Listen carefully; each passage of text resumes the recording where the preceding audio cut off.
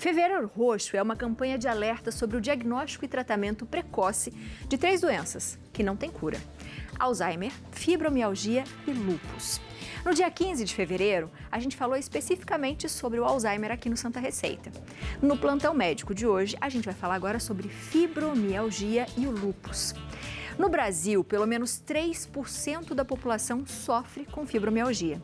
E a maioria dos casos se destaca entre as mulheres. Já o lúpus, os números não são exatos, mas as estimativas indicam que existem cerca de 65 mil pessoas com a doença, sendo que a maioria também se dá entre as mulheres. E vamos descobrir isso aí. Para falar mais sobre isso, a gente conversa com a reumatologista, doutora Andréa Meirelles. Doutora, seja sempre muito bem-vinda à nossa casa. Está lindíssima, viu? Obrigada. Você também sempre. Obrigada, doutora. Quando a gente fala sobre essas doenças, né, eu tenho conhecidas que têm lúpus e fibromialgia. Ela parece ao mesmo tempo alguma coisa normal de se ouvir, mas a gente desconhece muito sobre essas doenças. A fibromialgia, por exemplo, tem gente que fala assim, não, é frescura, não é possível. Eu queria que você explicasse um pouquinho o que é o lúpus, doutora? Então, o lúpus, ele é a nossa expressão maior do que uma doença autoimune. O que é uma doença autoimune? É uma alteração que a gente tem no nosso sistema de defesa. Então, o nosso sistema de defesa, ele é para nos proteger, então a gente produz anticorpos para nos proteger. Só que no lúpus, o que acontece é que alguns desses anticorpos, eles são meio atrapalhados. Então, eles nos atacam ao invés de nos proteger. E a gente tem no lúpus alguns tipos diferentes de anticorpos. Então, cada anticorpo, ele tem uma certa predileção por um determinado órgão. Então, a gente tem anticorpos que atacam o rim, a gente tem anticorpos que atacam o coração, que atacam a pele. Então, é um desequilíbrio que nós temos no nosso sistema de defesa. Então, o corpo, geralmente, ele recebe algum fator estimulador disso. Isso pode ser um vírus, isso pode ser uma mudança hormonal, isso pode até ser um estresse muito forte. E aí, isso dá aquele pontapé inicial para aquele anticorpo que estava quietinho a acordar, só que ao invés de nos proteger, ele nos ataca. Ele fica em excesso, doutora? Na realidade, isso é uma coisa bastante interessante, porque as pessoas têm a impressão que quem tem lúpus tem baixa imunidade. Não, a nossa imunidade de quem tem lúpus, ela é normal. Só que o anticorpo, ele não é que ele está em excesso, ele só não tem direção, ele não tem direção correta. Ele está perdido. Ele está perdido. Ele está totalmente perdido, ele está desgovernado, ele está sem GPS.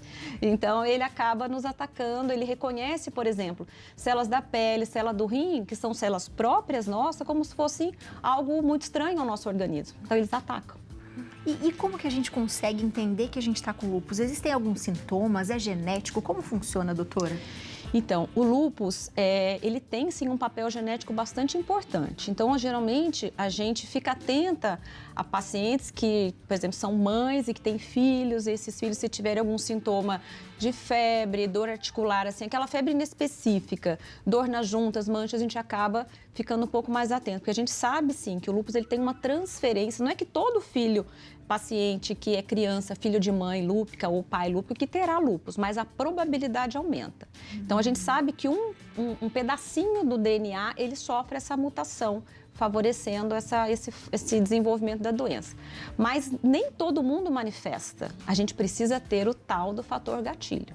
Esse é o grande desencadeador. E aí, a gente abre um leque muito grande de fator gatilho. Tipo o quê, doutora? Tipo vírus, a gente vê assim, a gente tem encontrado, algumas pesquisas encontraram muitos vírus de mononucleose, por exemplo, em células de anticorpos do lúpus. Então, a gente tem vírus, a gente tem mudanças hormonais, às vezes uma cirurgia muito grande. Tudo que tira aquele equilíbrio do nosso sistema imune pode desencadear, porque o sistema imune está quietinho ali e, de repente, vem um fator que o desequilibra, que acorda para fazer uma reparação de célula, uma reparação de tecido, uma cirurgia que precisa ser, né, que o corpo precisa recuperar, uma infecção que o corpo precisa recuperar. Então, é nesse estímulo que muitas vezes a doença aparece. E como que a gente faz um diagnóstico, doutora? Existe um diagnóstico? Sim, então, muito importante os sintomas, né? Assim, os sintomas do lúpus, por exemplo. Emagrecimento inexplicado, aquelas lesões típicas no rosto que a gente fala de asa de borboleta. Que fica vermelho, que fica né, vermelho. doutora? É uma vermelhidão no rosto meio desproporcional quando toma um sol. Fala, nossa, eu tomo um sol, eu fico muito esquisita. A gente tem uma foto aqui, coloca pra gente dele, pra gente ver. É bem diferente, né, doutora? Exato, não é aquele rosadinho solar, né? Ela é uma lesão inflamatória mesmo. A gente vê que ela fica elevada, muito vermelha. Os pacientes reclamam que arde muito, muitas vezes coça. Então, isso é um sinal bastante importante. Feridas, assim, úlceras na boca que se repetem, que se repetem, se repetem. Um cansaço inexplicado, uma fadiga muito inexplicada. Quedas importantes de cabelo com falhas, tá? Então, não é só aquela quedazinha que às vezes as mulheres têm no período hormonal. São quedas com áreas falhadas, né? E muito importante são as inflamações nas articulações. Então, as articulações muitas vezes ficam quentes, vermelhas e não só com dor. Elas ficam de fato inflamadas. O lúpus é uma doença que inflama muito. Então, é aquela sensação de prostração mesmo. Parece que é aquela gripe que não vai embora nunca, sabe? Você tá sempre prostrado, febril. Então, esses são os principais sintomas. E, além disso, a gente tem exames muito específicos de exames de sangue, principalmente exames de urina, que a gente detecta esse diagnóstico do lúpus. Gente, tem muita pergunta, né? Mas ainda a gente vai falar de fibromialgia também, tá? Mas antes, Léo, tem uma perguntinha. Tem uma perguntinha. Agora recente, a atriz e cantora Selena Gomez falou que tem lúpus, né? Que ela tem essa doença. Mas ela apareceu nas redes sociais extremamente inchada, dizendo que era por causa dos medicamentos. O tratamento pode causar isso também, doutor? Um inchaço, assim, excesso? Pode. O tratamento, ele é muito feito com corticoide, né, na maioria das vezes, porque o corticoide, ele tem uma função importante de estabilizar o sistema imune.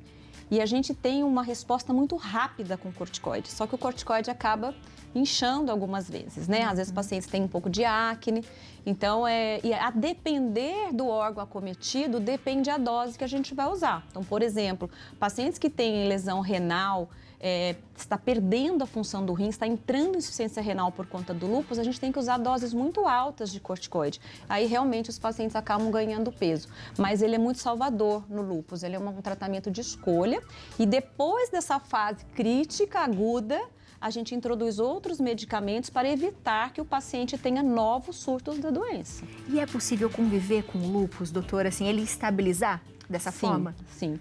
Isso é muito importante, porque as pessoas às vezes recebem o diagnóstico do lúpus e elas ficam extremamente acometidas emocionalmente, achando que a vida acabou. E não é nada disso.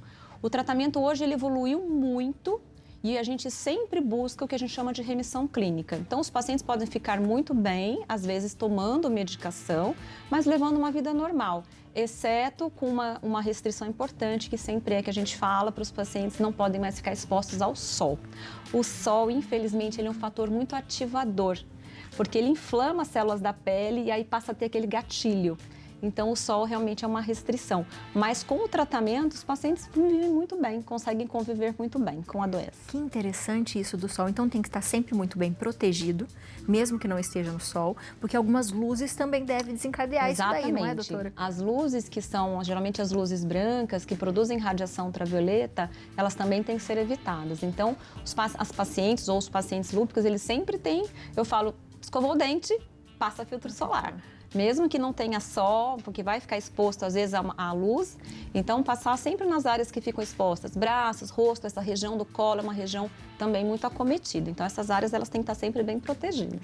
Interessante. Quando você fala de articulação, eu lembro um pouco da fibromialgia.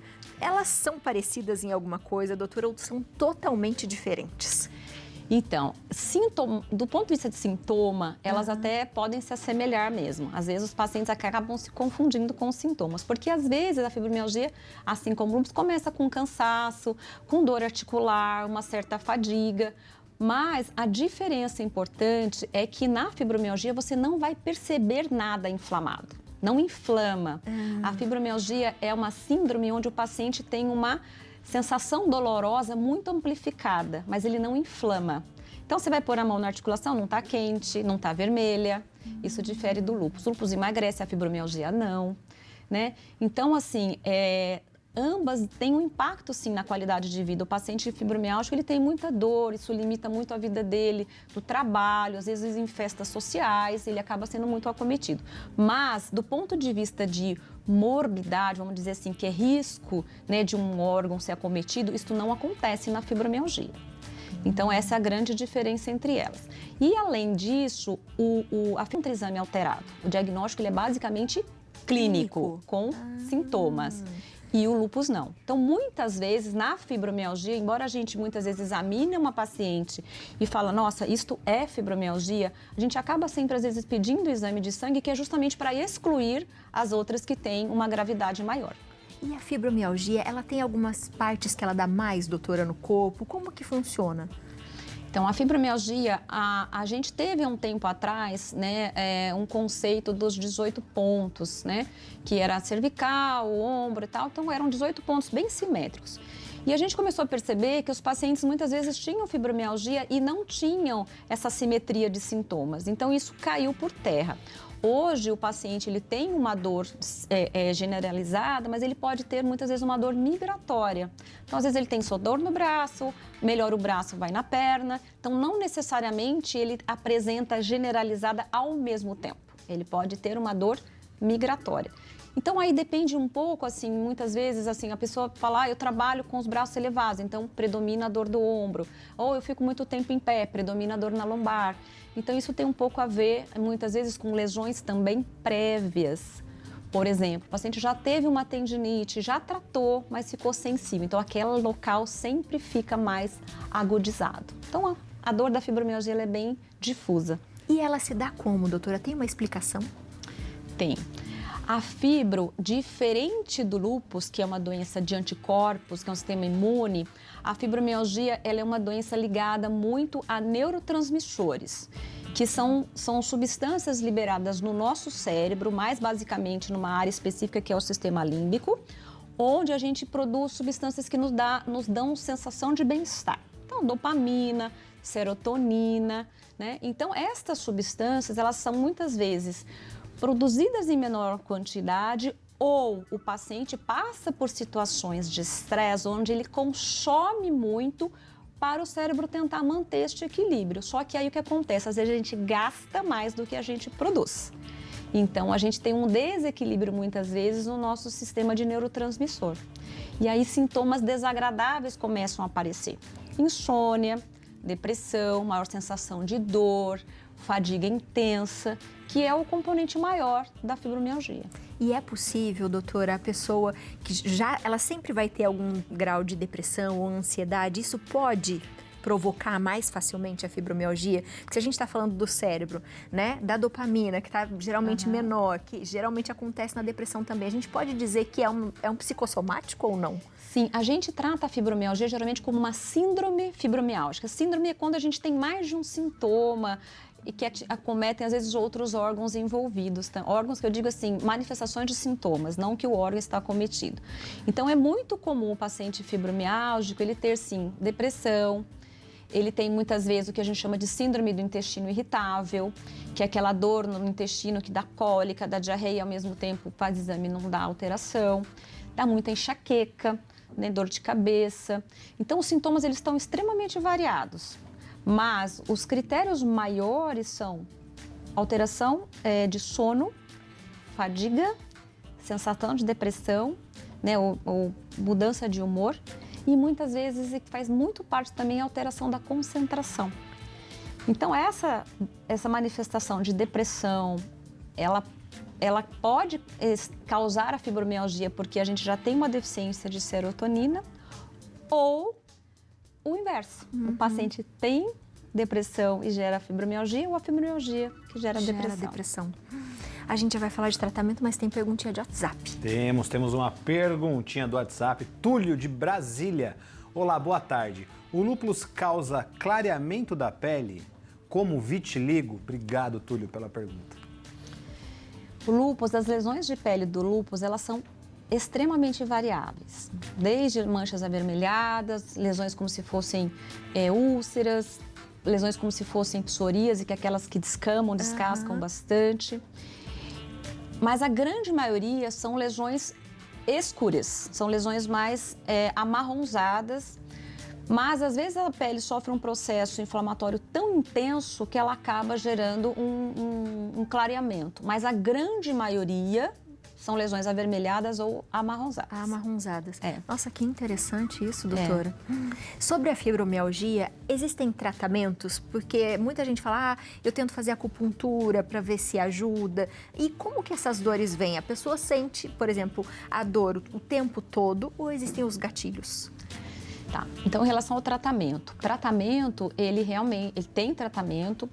Então, muitas vezes, a gente trata o sintoma. Então, aquele paciente que tem muita insônia, a gente tenta fazer a orientação, né? Como a gente fala de higiene do sono, que é toda aquela questão de tentar ser mais calmo antes de dormir. Às vezes, usar chás, ou fitoterápicos, ou até medicações indutoras de sono mesmo. Precisamos, muitas vezes, estabilizar o humor. Às vezes a gente usa antidepressivo porque à medida que o paciente fica um pouco mais alegre, é perceptível a melhora que ele tem na dor, né? Porque melhora o ânimo, a disposição. Então a gente usa analgésicos, poucos anti-inflamatórios, como eu disse, a doença não é inflamatória, então a gente não usa anti-inflamatório na fibromialgia, mas é muito importante qual é a melhor forma que a gente tem de produzir dopamina, endorfina, serotonina? Atividade física. Então, a gente não pode esquecer da atividade física. Eu sempre falo, tem uma específica de atividade física? Não, tem aquela que você gosta de fazer, porque é aquela que você vai perpetuar. Porque a gente vai começar uma que você não gosta, não vai dar certo, né? E é sempre importante, se a gente percebe que o paciente ele traz ali um traço depressivo, às vezes a gente orienta uma psicoterapia para tentar entender um dos gatilhos, como você perguntou, às vezes são fatos pregressos da vida dele que ele ainda não conseguiu lidar com aquilo emocionalmente, né? Outros gatilhos, geralmente assim, a gente sempre sabe que o maior gatilho ele é o trauma emocional, alguma coisa que desestabiliza ele do emocional dele. Então, às vezes, o paciente perde emprego, uma separação conjugal, um filho que vai morar distante. Então, isso tudo podem ser gatilhos, né? As pessoas, às vezes, falam assim, mas eu percebo que é o exercício que eu faço que me dá dor, né?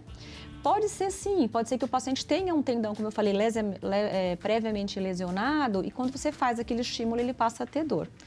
Então, mas o gatilho, o grande maior gatilho, sem dúvida, é algo que mexe com estabilidade emocional.